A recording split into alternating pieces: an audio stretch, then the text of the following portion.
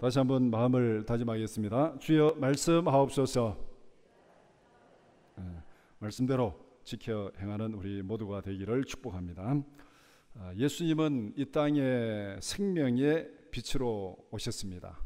어두움에 빛이 비추면은 거기에는 위기 상황이 벌어집니다.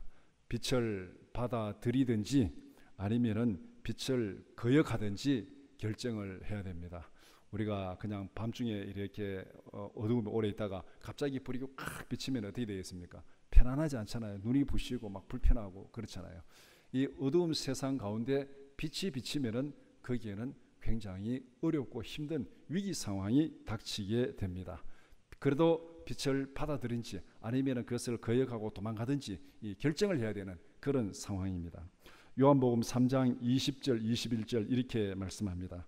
요한복음 3장 20절 21절 한번 우리 같이 보겠습니다. 악을 행하는 자마다 빛을 미워하여 빛으로 오지 아니하나니 이는 그 행위가 드러날까 함이요 진리를 따르는 자는 빛으로 오나니 이는 그 행위가 하나님 안에서 행한 것임을 나타내려 함이라 하시니라. 복음은 세상의 위기로 선포되었습니다. 복음은 세상을 향하여 결단을 요구합니다. 복음을 믿고 받아들이든지 아니면 믿지 않고 배척하든지 결단을 요구합니다. 복음이 선포되었다는 것은 그 중간은 없습니다. 믿든지 믿지 않든지 나는 아무것도 아니야, 나는 몰라, 그건 믿지 않는 겁니다. 복음을 믿고 받아들이든지 아니면 믿지 않고 배척하든지 중간은 없습니다. 믿음이 그들이 받을 열매를 결정합니다. 그렇기 때문에 복음이 선포되었다는 것은 바로 우리에게 이런 결정을 해야 되는 위기 상황으로 우리에게 닥친다는 것입니다. 오늘 열왕기하 2장 11절에서 24절을 함께 읽었습니다. 엘리사가 선지자로서의 사역을 시작하는 말씀입니다. 엘리사를 하나님의 선지자로 믿고 받아들이느냐 아니면은 믿지 않고 배척하느냐, 그들의 믿음이 그들이 받을 열매를 결정했습니다. 이것이 오늘 본문에 기록된 사건입니다.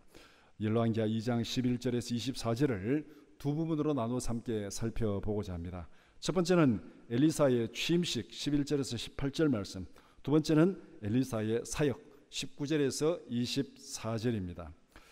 첫 번째 엘리사의 취임식입니다. 엘리야가 승천할 때 엘리사는 어떻게 행동하였습니까? 오늘 12절에 보면은 자기 옷을 찢으며 슬퍼하며 탄식하였습니다. 엘리야가 하늘로 승천할 때 이렇게 소리쳤습니다. 내 아버지여, 내 아버지여, 이스라엘의 병거와 마병이여. 그러니까 엘리야의 존재가 엘리사에게, 또 엘리야의 존재가 이스라엘에게 어떤 존재인지를 여기에서 잘 보여주고 있는 것입니다. 내 아버지여, 내 아버지여. 어린아이가 아버지를 부르는, 그러니까 이 엘리야의 존재가 어떤 존재인지를 엘리사에게 보여주는 것이고, 또 이스라엘의 병거와 마병이여. 이스라엘을 지키는 병거와 마병이 누구라는 겁니까? 이게 엘리야라는 것이죠. 어떻게 보면은 오늘날로 말하면은 이 국방력으로 본다면은 엘리야는 아마 그 시대에 아마 핵무기와 같은 그런 존재가 아닌가. 그러니까 이 엘리야가 있고 없고는 이건 엄청나게 큰 차이가 있다는 것을 여기서 보여줍니다. 이스라엘의 위기 상황에서 엘리야조차 떠난다면은 어떻게 되겠느냐? 이것이 어떻게 보면 엘리사의 불안이고 두려움이고 절망입니다. 그러니까 내 아버지여, 내 아버지여, 이스라엘의 병거와 마병이여, 그렇게 지금 엘리야를 향해서 부르짖고 있습니다. 엘리야가 다시 보이지 않습니다. 둘이 이제 불말과 불병거들이 딱 둘을 가르고 이제 치어 올라가니까 막 떠날 때 그렇게 소리를 쳤고 더 이상 보이지 않으니까 자기의 옷을 잡아 둘로 찢었습니다. 엘리사의 슬픔과 두려움이 얼마나 큰 것이었는지를 보여주는 것입니다. 자기 옷을 찢을 정도로 지금 그렇게 슬프고 두렵고 절망적인 그의 심리적인 상태를 보여주고 있습니다. 엘리야의 승천은 엘리사에게 심각한 위기로 닥쳤습니다. 엘리사는 이런 위기 상황을 알고 있었습니다. 어떻게 알 수 있느냐? 앞에 9절에서 이렇게 요구했습니다. 당신의 성령이 역사하시는 역사가 갑절이나 내게 있게 하소서. 지금 하나님께서 엘리야를 취해 가려는 조짐을 엘리사는 알고 있었습니다. 그러니까 계속 따라다닙니다. 지금 따라다니니까 엘리야가 어떻게 해주기를 원하느냐? 당신에게 역사하시는 그 성령의 역사가 갑절이나 내게 있게 해달라. 그냥 그만큼 있어 안 되고 갑절이나 있어야 지금 당신이 떠난 다음에 이 일을 감당할 수 있겠다. 그만큼 지금 엘리사가 엘리야가 떠난 이후에 그 위기 상황을 심각하게 보고 있다는 것입니다. 당신이 떠난다면 당신에게 역사하시는 그 성령의 역사가 내게 갑절이나 있기를 원합니다. 그래도 지금 이 감당할까 말까 합니다. 그만큼 지금 엘리야가 떠난 다음에 그 위기 상황을 엘리사는 알고 있었습니다. 그런데 실제로 엘리야가 떠나는 위기 상황이 벌어졌습니다. 엘리사에게는 얼마나 큰 충격과 두려움이었겠습니까? 아마 간단하게 비유를 들어 설명한다면 엄마가 떠난 어린아이에게 있어서 엄마가 떠난 충격, 그것이 지금 엘리사에게 있어서 엘리야가 떠난 그런 충격이 아니겠는가. 또 이스라엘에 굉장히 큰 충격과 위기로 다가오는 이 사건이 지금 엘리야가 승천한 사건입니다. 요단강가에 섰던 요단강 언덕에 선 엘리사는 어떤 이적을 행하였습니까? 이제 엘리야는 떠났습니다. 엘리사가 요구한 게 있잖아요. 당신이 떠나갈 때 성령의 역사가 갑절이나 내게 있기를 원합니다 했는데 이제 하나는 떠나갔고 하나는 지금 그렇게 되었는지 안 되는지 아직까지 모르는 상황입니다. 지금 요단강 언덕에 선 엘리사는 어떤 이적을 행했습니까? 엘리야는 떠나고 엘리사에게 남은 것은 엘리야의 겉옷밖에 없었습니다. 엘리사는 엘리야의 겉옷을 들고 요단강 언덕에 섰습니다. 자, 여기서부터는 이제는 엘리사 혼자서 헤쳐나가야 될 상황입니다. 지금까지는 엘리야를 따라다녔는데 이제 엘리야는 떠나고 남는 것은 겉옷 하나밖에 없고 그 겉옷을 들고 지금 자기가 건너갔던 요단강 언덕에 서가지고 다시 건너와야 되는데 이 모든 상황, 이제는 자기를 도와줄 엘리야는 없습니다. 자기 혼자서 이 모든 것을 헤쳐나가야 되는 그런 상황에 놓이게 된 것입니다. 엘리사는 겉옷을 들고 요단강 물을 치면서 이렇게 외쳤습니다. 엘리야의 하나님 여호와는 어디 계시나이까? 엘리야의 겉옷을 들고 요단강을 치면서 엘리야의 하나님 여호와는 어디 계시나이까? 하고 외쳤습니다. 엘리사가 외친 후에 어떤 일이 벌어졌습니까? 오늘 본문에 기록한 대로 물이 이리저리 갈라지고 엘리사가 강을 건넜습니다. 물을 치면서 엘리야의 하나님은 어디 계십니까? 하고 소리쳤더니 물이 이리저리 갈라지고 엘리사가 그 강을 건넜습니다. 그러면은 이 사건에서 엘리야의 하나님이 어디 계신다는 것입니까? 엘리야의 하나님은 어디 계십니까? 하고 물을 쳤는데 강물이 갈라졌습니다. 엘리야의 하나님 어디 계십니까? 하나님은 엘리사와 함께 있다고 행동으로 지금 답변하고 있습니다. 엘리야는 떠나갔지만은 그 엘리야의 하나님이 지금 어디 있다는 거예요? 엘리사와 함께 지금 요단강에서 역사하고 있다는 거예요. 행동으로 보여준 거잖아요. 하나님이 지금 여기서 역사하면서 물을 갈랐습니다. 엘리야의 하나님은 떠나지 않았습니다. 엘리야의 하나님은 엘리사 너와 함께 있다. 행동으로 하나님께서 지금 엘리사에게 보여주고 있습니다. 하나님께서 엘리사를 선지자로 인정하고 함께 하시는 거, 엘리야는 떠났지만은 너가 선지자고 내가 너와 함께 하리라. 그리고 함께 하는 것을 지금 행동으로 보여주고 있습니다. 이렇게 본다면은 이 기적은 엘리사가 선지자로 취임하는 취임식의 하이라이트입니다. 이게 이제 선지자로 딱 이제 취임해 가지고 이제 요단강가에 서 가지고 물을 딱 가르는 그 사건, 이제 모든 면에서 선지자로 공인을 받는, 또 선지자로서 그 역할을 감당하는 그것을 보여주는 것이죠. 하나님이 공인하고 또 그것을 다 사람들이 지켜보고 있고 엘리사 본인도 그것을 실제로 경험하게 하는, 그러니까 이 하나님이 함께 하심으로 이 기적이 일어나는 이 사건은 단순히 그냥 강물이 갈라진 게 그게 중요한 것이 아니고 엘리사가 하나님의 선지자로 이제 공식적으로 취임을 하고 그 취임식의 하이라이트로 벌어지는 사건인 것을 보여주고 있습니다. 그렇다면 우리 인생의 하이라이트는 언제겠습니까? 하나님이 함께 하시는 그때가 인생의 하이라이트인 줄 믿습니다. 아멘. 나이와 관계없습니다. 나이와 관계없습니다. 하나님이 함께 하시는 그때가 내 인생의 하이라이트입니다. 지금 엘리사의 하이라이트는 지금 하나님이 함께 하심으로 강물이 쫙 갈라질 때 이때가 하이라이트였죠. 야곱에 있어서 하이라이트는 언제겠습니까? 창세기 마지막에 요셉 앞에서 이렇게 아들아 나도 안다, 아들아 나도 안다, 이게쯤에는 야곱의 인생의 마지막 순간, 그 순간이 하이라이트입니다. 나이와 관계없습니다. 나이가 많다고 걱정이십니까? 그거는 관계없어요. 젊었다고 힘이 있습니까? 그것도 문제가 안 돼요. 젊었든 나이가 들었든 문제가 되지 않습니다. 젊어도 하나님이 떠나면은 아무것도 아니에요. 나이가 들어도 하나님이 함께 하시면은 그때가 내 인생의 하이라이트인 줄 믿습니다. 오늘 보면 우리에게 그것을 분명히 보여주고 있습니다. 하나님이 함께 하실 때 그때가 하이라이트다. 그때가 하이라이트다. 그러니까 우리는 하나님 앞에서 지금 뭐 나이가 어쩌고 저쩌고 그거 따질 이유가 전혀 없습니다. 어차피 우리의 삶은 이 땅을 떠나는 삶이에요. 좀 더 살다가 떠나든지 좀 일찍 떠나든지 그 차이밖에 없습니다. 뭐 10년 빨리 10년 뒤 그 정도 차이밖에 없습니다. 어차피 떠나는 인생이에요. 떠나는 인생인데 이 떠나는 인생의 하이라이트는 언젠가 하나님이 함께 하시는 그 순간이 하이라이트다. 어떤 사람에게는 젊을 때 하나님이 함께해서 역사할 때도 있고, 어떤 사람은 중년에 역사할 때도 있고, 또 어떤 사람은 마지막 순간에 하나님께서 역사할 때도 있고, 우리가 하나님과 함께하는 그 순간이 내 인생의 하이라이트다.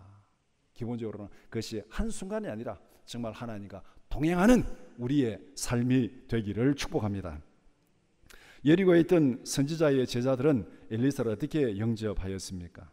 예리고의 제자들은 요단강에서 벌어지는 사건을 다 목격했습니다. 강 건너에 있고 저쪽 강 저쪽에 있고 그 상황을 다 목격했습니다. 엘리사가 겉옷으로 요단강 물을 치는 것을 보았습니다.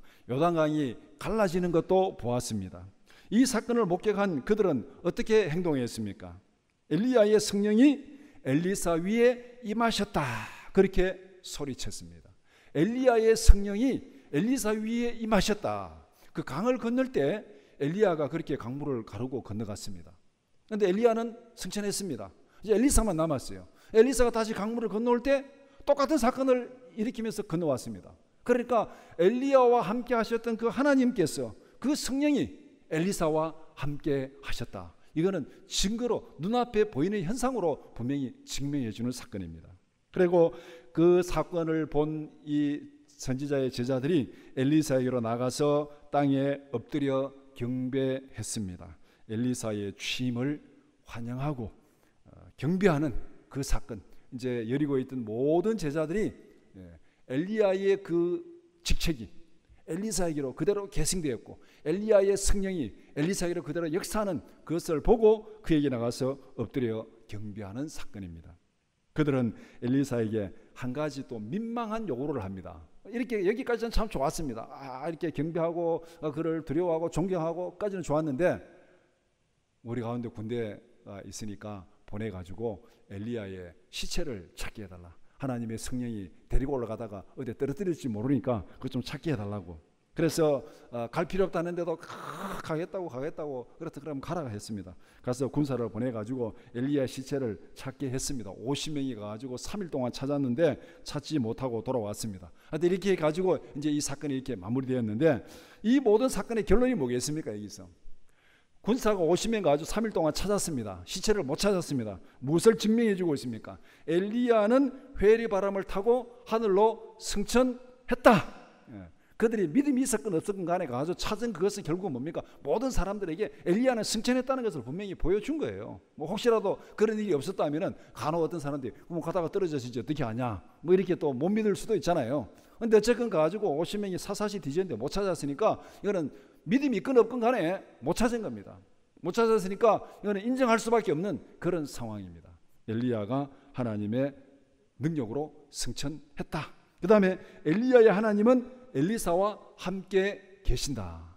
엘리야의 하나님은 엘리사와 함께 하신다. 이제부터는 엘리사가 엘리야를 계승한 선지자다. 이 사건이 분명히 딱 여기서 확증된 거죠. 엘리야는 승천했고, 그 다음에 엘리야의 하나님이 엘리사와 함께 임재하셨고, 이제부터는 엘리사가 그 모든 역사를 감당하는 선지자다. 이렇게 해서 엘리사는 자타가 공인하는 이스라엘의 선지자로 취임했습니다. 여기까지가 엘리사의 취임식입니다. 두 번째, 엘리사의 사역입니다. 여리고 성읍 사람들은 엘리사에게 무엇을 요청하였습니까?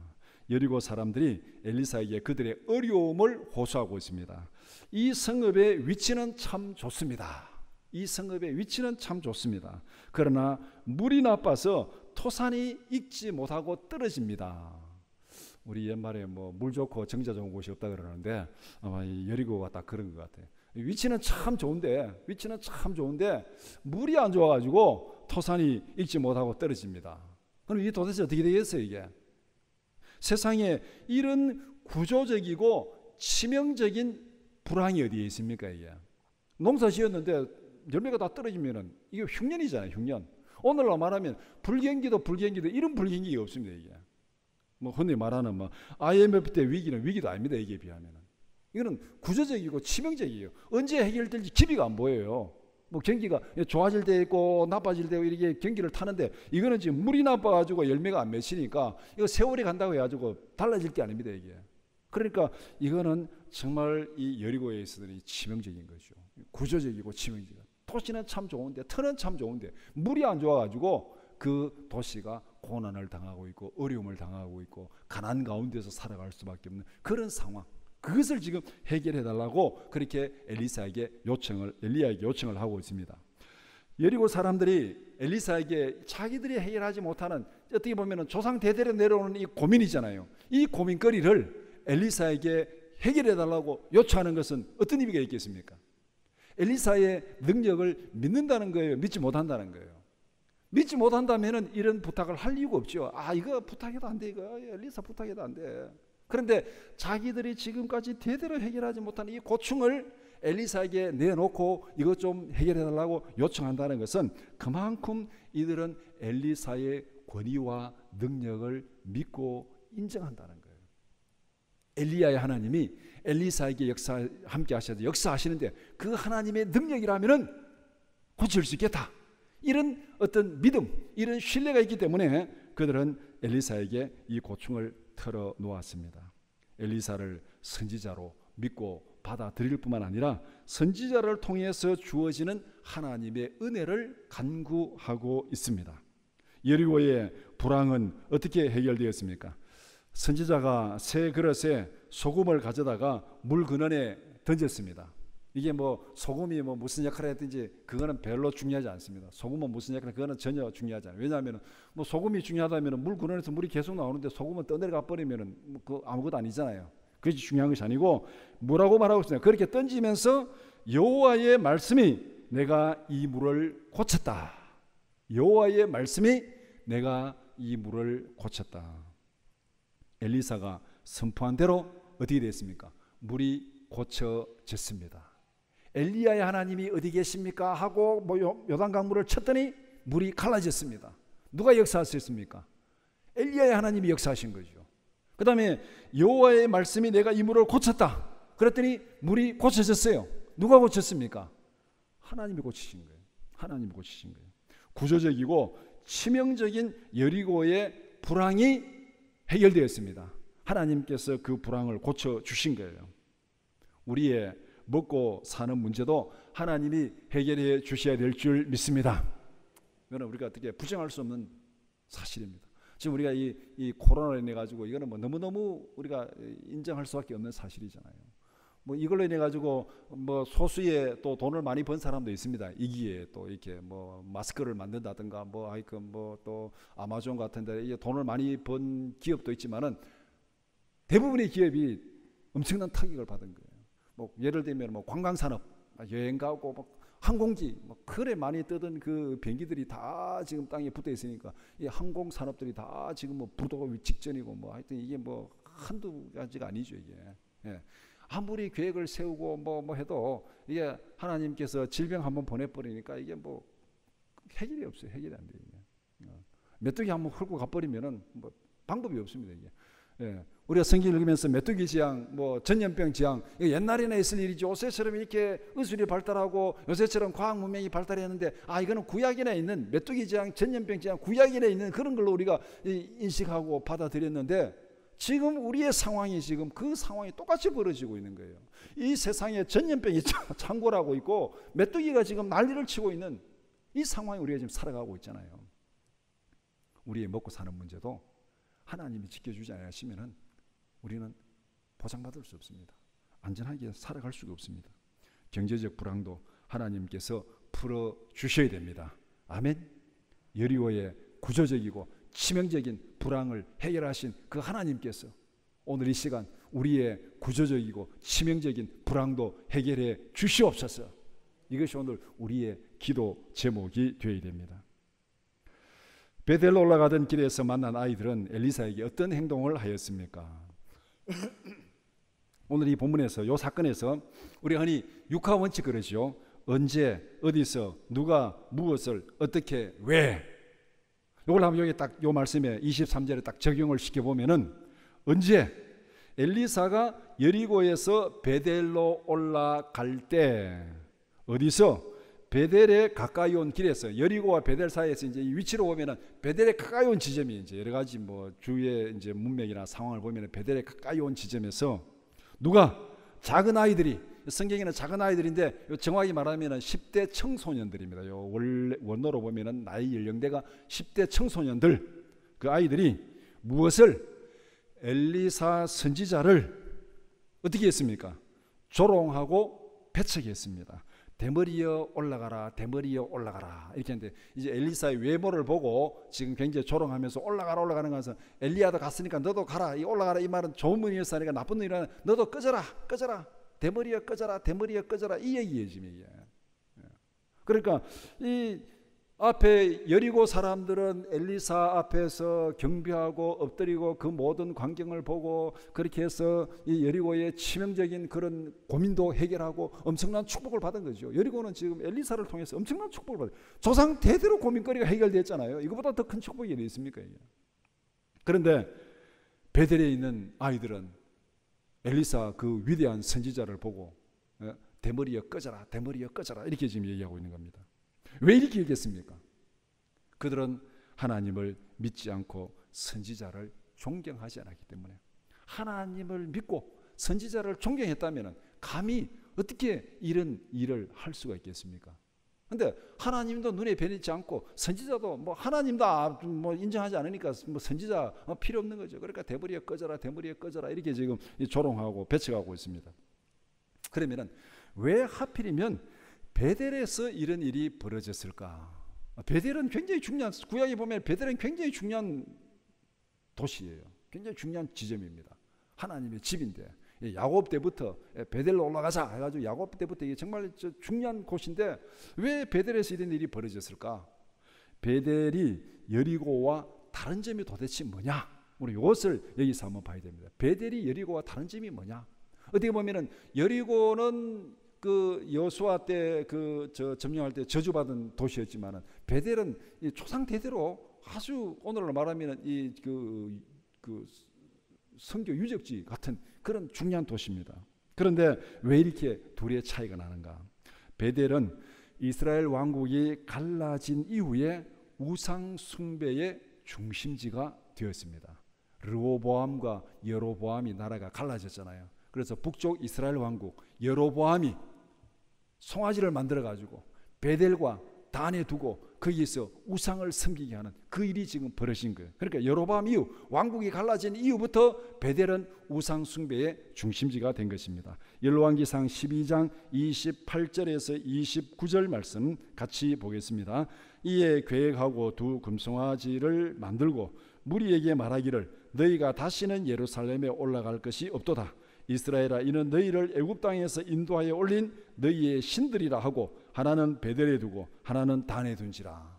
하나는 베델에 두고 하나는 단에 두고 하나는 북쪽 끝에 두고 하나는 남쪽 끝에 둬가지고 이제 이 금송아지 섬기라. 이 예루살렘을 갈 것 없다. 하나님 섬길 것 없다. 이것이 우리가 섬기는 신이다. 이렇게 해서 베델이 우상 숭배의 중심지가 된 거예요. 그러니까 그들은 하나님에 대한 경외심도 없고 믿음도 없고 우상을 숭배하니까 선지자 무시하는 거 당연한 거죠. 그러니까 대머리야 꺼져라, 대머리야 꺼져라, 이렇게 지금 조롱을 하고 있습니다. 어린아이들의 행동은 어른들의 거울입니다. 왜 애들이 이런 행동했겠어요? 이 우상 숭배의 중심지에서 자란 아이들이 무엇을 보고 컸겠습니까? 그들은 보고 들은 대로 그렇게 하는 거예요. 보고 들은 대로. 아이들의 모습을 보면은 그 어른들의 모습이 어떤지를 우리가 충분히 알 수 있는 겁니다. 선지자를 조롱하고 배척한 것은 하나님을 조롱하고 배척한 것입니다. 아이들의 행동은 악하고 타락한 베델의 모습을 그대로 보여주는 것입니다. 베델의 영적인 상태가 어떠냐, 베델의 모습이 어떠냐, 이 아이들의 행동을 딱 보면은 베델이 어떤 도시인지, 베델의 영적인 상태가 어떤 것인지를 잘 보여주는, 선지자에 대해서 베델의 아이들이 어떻게 행동하느냐, 그것이 곧 베델의 영적인 상태, 하나님이 보시는 베델의 모습이 어떤지를 잘 드러내 보여주는 사건이 바로 이 사건입니다. 엘리사는 아이들에게 어떤 행동을 하였습니까? 엘리사가 돌이켜 여호와의 이름으로 저주했습니다. 선지자를 배척하고 조롱하는 아이들을 저주했습니다. 어떻게 보면은 이거 좀 심하지 않나? 선지자가 용서하고 사랑하고 했는데 이게 심하지 않나? 그렇게 생각할 수도 있습니다. 그러나 하나님을 배척하고 조롱하는 베델을 향한 저주고 심판의 선언입니다. 하나님께서 참고 견디고 인내하지만 그러나 하나님의 심판 앞에서는 정확합니다. 이것이 공의의 하나님입니다. 하나님의 심판 앞에서는 정확하는 거예요. 심판대 앞에서 봐주고 그런 건 없어요. 심판은 정확히 하는 겁니다. 하나님께서 참고 견디지만 심판의 때에는 정확하게 심판하시는 그 하나님의 공의를 보여주는 것. 그러니까 여기서는 아이들을 저주한 것이 아니라 타락한 베델을 향해서 저주하고 경고한 것입니다. 엘리사가 기분이 나빠서 자기 화풀이한 거 아닙니다. 자기 보고 대머리에 꺼져라, 대머리에 꺼져라 해가지고 기분 나쁘다고 요것들이 해가지고 그렇게 저주한 거 아니에요. 여호와의 이름으로 여호와를 배척하는 자들을 저주했습니다. 그렇다면 누가 역사해야 됩니까? 여호와의 이름으로 저주했으니까 역사하시는 분은 하나님이십니다. 여리고의 나쁜 물을 고칠 때도 여호와의 말씀으로 고쳤습니다. 베델의 악한 행동도 여호와의 이름으로 저주했습니다. 이게 선지자의 책무입니다. 선지자의 책무. 선지자의 책무가 뭡니까? 자기 힘으로, 자기 능력으로, 자기 생각으로 하는 게 아니잖아요. 축복을 해도 하나님의 말씀으로 축복하는 것이고, 심판을 선포해도 하나님의 말씀으로 심판을 선포하는 거예요. 선지자는 하나님의 대리자예요. 자기 마음대로 할 수 있는 게 아니에요. 하나님의 심부름꾼입니다. 여기서 어떻게 보면은 이 엘리사 선지자가 그 역할을 잘 감당하고 있다는 것을 보여주는 거예요. 여리고에 축복할 때도 여호와의 말씀으로 축복하고, 베델의 그 악하고 그 완악한 것을 심판할 때도 여호와의 이름으로 심판하고 있습니다. 어떤 결과가 나타났습니까? 숯불에서 암곰 둘이 나와서 아이들 중에 42명을 찢었습니다. 아이들 중에 42명을 찢었으니까 그 조롱하는 애들이 몇 명인지는 알 수 없죠. 적어도 42명을 넘는 거예요. 더 많은 아이들이 나와가지고, 어떻게 보면 이거는 조직적이고 집단적인 거잖아요. 한두 명이 그냥 지나가다가 이렇게 한 거 아니고, 야, 엘리사가 올라온다더라 소문을 들은 것 같아요. 소문을 듣고 베델의 아이들이 몰려 나와가지고, 집단적으로 몰려 나와가지고 그냥 막 선지자여 꺼져라, 선지자여 꺼져라 하고 이렇게 지금 조롱을 하고 있는 겁니다. 오늘날 말하면 무슨 인터넷에서 좌표 딱 찍으면 막 바르르 달라 들어가지고 막 댓글 폭탄 날리는 거하고 똑같은 그런 상황이 지금 이 베델에서 벌어진 사건입니다. 여호와의 이름으로 저주하니까 여호와께서 경고하신 대로 그들이 조직적으로 달라들어가지고 하나님을 무시하고 선지자를 조롱하고 배척했는데, 선지자가 여호와의 이름으로 그들을 저주했습니다. 여호와의 이름으로 저주한 것은 하나님께서 판단하옵소서 이 말이잖아요. 이들의 행동이 옳은지 그른지 하나님이 판단하옵소서.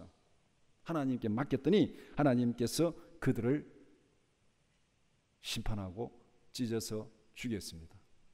이것은 하나님께서 말씀으로 이미 약속하신 그 약속을 그대로 이루어 준 거예요. 레위기 26장 21절 22절 말씀 같이 보겠습니다. 너희가 나를 거슬려 내게 청종하지 아니할진대 내가 너희의 죄대로 너희에게 7배나 더 재앙을 내릴 것이라. 내가 들짐승을 너희 중에 보내리니 그것들이 너희의 자녀를 움키고 너희 가축을 멸하며 너희의 수요를 줄이리니 너희의 길들이 황폐하리라. 여호와의 이름으로 저주하니까 하나님께서 경고하신 대로 그대로 딱 이루어 주신 거예요. 하나님의 예고된 심판이 임한 것이고, 또 한편으로는 하나님께서 엘리사와 함께 하겠다는 이 사실을 분명히 보여줘요. 요단강물을 가른 사건, 여리고를 고친 사건, 그 다음에 이 베델의 심판이 임한 사건, 이 모든 게 하나님의 말씀으로, 하나님의 이름으로 하니까 그대로 하나님께서 역사하시는, 엘리야의 하나님이 엘리사와 함께하고 있다는 것을 분명히 보여주고 있습니다. 엘리야가 아합 집을 향해서 심판을 선포하였듯이 엘리사도 우상으로 타락한 베델을 향해서 심판을 선포한 것입니다. 베델은 경고와 심판을 받았습니다. 하나님을 배척하고 선지자를 조롱하고 배척한 그들은 심판을 받고 이렇게 죽음을 당했습니다. 이것이 오늘 본문의 사건입니다. 말씀을 정리해 봅시다. 엘리사는 하나님의 선지자로 취임했습니다. 선지자로 취임한 엘리사는 이스라엘 땅을 순회하였습니다. 오늘 본문에 이제 취임했으니까 자기의 사역을 감당하면서 자기가 돌아갈 땅을 이제 순회하는데, 이 요단에서 여리고로, 베델로, 갈멜로, 사마리아로 그렇게 순회한 것이 오늘 이 본문의 사건입니다. 엘리사를 이제 하나님의 선지자로 믿고 영접한 여리고는 어떻게 되었습니까? 선지자가 쭉 순회하는데, 그 지역을 순회하는데 엘리사를 하나님의 선지자로 믿고 영접한 여리고는 나쁜 물 근원이 치유되는 축복을 받았습니다. 그런데 엘리사를 배척하고 조롱했던 베델은 어떻게 되었습니까? 아이들이 42명이나 앙콤에 찢겨 죽는 그런 죽음을 당하는 저주를 받았습니다. 왜 이런 차별이 일어났습니까? 여리고는 축복을 받았는데 왜 베델은 이렇게 저주받는 심판을 받았습니까? 무엇이 문제였습니까? 엘리사가 문제입니까? 엘리사가 여리고는 좀 좋게 봐가지고 거기에는 축복을 주고 베델은 좀 나쁘게 하지 거기에 저주를 하고, 엘리사가 문제였습니까? 아니면은 그들의 믿음이 문제였습니까? 오늘 이 본문에서 분명히 말씀하고 있습니다. 그들의 믿음이 그들이 거둘 열매를 결정했습니다. 하나님은 엘리사와 함께 하십니다. 엘리사는 하나님의 선지자입니다. 그가 땅을 순회하고 있습니다. 순회하고 있는데 그 엘리사에 대한, 하나님에 대한 그들의 믿음이 그들이 거둘 열매를 결정했다는 겁니다. 하나님을 믿고 선지자를 영접한 여리고는 축복을 받았습니다. 하나님을 믿지 않고 선지자를 조롱한 베델은 저주를 받았습니다. 우리의 믿음이 우리가 거둘 열매를 결정합니다. 예수님은 여리고 길가에서 소리치던 맹인에게 이렇게 선포했습니다. 마가복음 10장 51절 52절 말씀 같이 보겠습니다. 예수께서 말씀하여 이르시되 내게 무엇을 하여 주기를 원하느냐? 맹인이 이르되 선생님이여 보기를 원하나이다. 예수께서 이르시되 가라 내 믿음이 너를 구원하였느니라 하시니 그가 곧 보게 되어 예수를 길에서 따르니라. 예수님 앞에 간구한 맹인에게 예수님께서 선포했습니다. 가라 내 믿음이 너를 구원하였느니라. 이 맹인이 받은 열매는 뭐가 결정했습니까? 그게 믿음이 결정했습니다. 예수님은 모든 사람들에게 똑같습니다. 그런데 믿고 간구하는 자에게는 축복의 은혜로 임하고, 배척하고 믿지 않고 배척하는 자에게는 심판으로 임하는, 이것이 하나님의 능력이고 예수님의 능력입니다. 내 믿음이 너를 구원하였느니라. 나의 믿음이 내가 거둘 열매를 결정합니다. 믿음을 통하여 역사하시는 하나님의 능력이 우리의 고통의 근원을 치유하는 그런 은혜가 있기를 축복합니다. 여리고의 그 물건이 나쁜 그것을 하나님께서 치료한 것처럼 우리가 살아가면서 인생에 해결되지 않는 끈질긴 그 고통의 그 원인이 있습니다. 그것이 건강일 수도 있고 그것이 다른 어떤 습관일 수도 있고 그 고통이 뭐든지 간에 하나님께서 이 시간 성령으로 우리 가운데 역사하시어서 우리 고통의 근원을 해결하는 그런 축복의 은혜가 우리 모두에게 임하기를 축복합니다.